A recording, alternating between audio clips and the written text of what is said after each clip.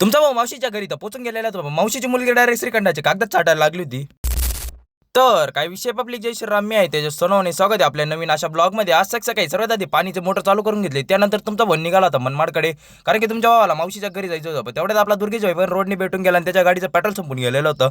मस्त त्याच्या गाडीला मस्तपैकी पाय वगैरे लावून पुढेपर्यंत काढून दिली. त्यानंतर तुमचा भाई मस्तपैकी शॉर्टकट मारून मनमाडच्या रस्त्याने निघाला होता. त्यात पुढे जाऊन तुमच्या भावाने गॉगल आणि रुमाल तर बांधून घेतलेला होता, पण हे काय डायरेक्ट पाणी बेकार अंगावरती येत होतं. मग त्यानंतर आहे ना मस्तपैकी चांगल्या रस्त्यावरती तुमच्या भावाने गाडी चढून दिली. त्यात तुमचा भाऊ विसरून गेलेला होता की आज रविवारचा मनमाडचा बाजार पण होता. मग बाजारामध्ये चुकून गाडी टाकली गेली होती, पण काही विषय नाही. कसं तरी तुमचा भाऊ पोचून गेलेला मावशीच्या घरी. घरी जाऊन पाहतो इकडे ताट बनायचं एक साईड चालू होतं ना, हा फॅन तर उलटा पालटा फिरत होता. म्हटलं याचं काम फिक्स दिसतंय. तेवढ्यात आपल्याला जेवणाचं ताट येऊन लागलेलं होतं, पण मावशीची मुलगी इकडे बजा काढत होते. ते बजेट आपल्यापर्यंत आलेले नव्हते अजून. जेवण वगैरे तर पद्धतशीर होऊन गेलेलं होतं, पण काही उरलेले डबा कोण चाटणार. मग आपल्या मावशीच्या मुलीला ते डबे चाटायला लावून दिले. त्यात आपल्या ताईला जास्तच काही होऊन गेलेले. आपल्या दीदीला लवकर लवकर पोचून द्यायची म्हटलं काही विषय नाही. तसं आहे ना, सर्वच्या सर्व रडत होते. ते पण मध्ये खोटं मध्ये कोण पान लावायचं तर कोणी काय, पण आहे ना शेवटी रडून सर्वांनी ना दीदीने पण रडून दिलं. म्हटलं काही विषय नाही. त्यात मेन वेळ झालेली होती आता दीदीला जायची. मग दीदीचं सर्व सामान घेऊन आम्ही निघालो होतो मस्तपैकी दीदीला बाहेर सोडायला. मस्त गाडी तर येऊन लागलेली होती. मग मस्तपैकी दीदी गाडीकडे बसलेली होती. म्हटलं चला आता दीदी तू पण बाय बाय बोलून देतो. दीदीला बाय बाय बोलून त्यानंतर आम्ही ना मस्तपैकी इकडे पावडर घेतली. पावडर मस्तपैकी कॅरमच्या बोर्डवर टाकली.